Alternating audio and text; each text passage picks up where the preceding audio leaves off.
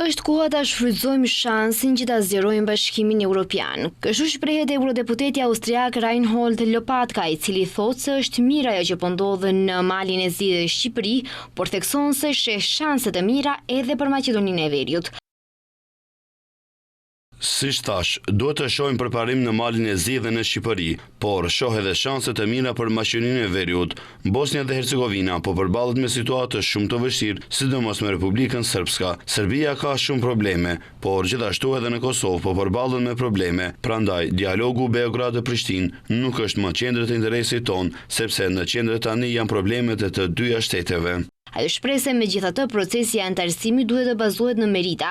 Siç thotë, nëse vendet nuk i kryejnë detyrat e shtëpisë, nuk mund të ju thonë mirë se vini. Politikanët e këtyre vendeve i porosit që të mos e lëshojnë këtë shans.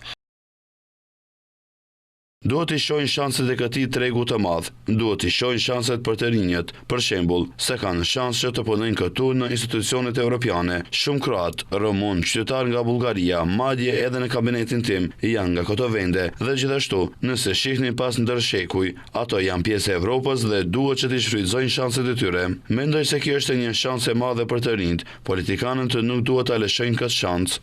Ai thekson se përfshirja e të gjitha vendeve të Ballkanit Perëndimor në BE ka qenë gjithmonë në fokus të Unionit dhe veçanërisht ta DUT-t e Austrisë.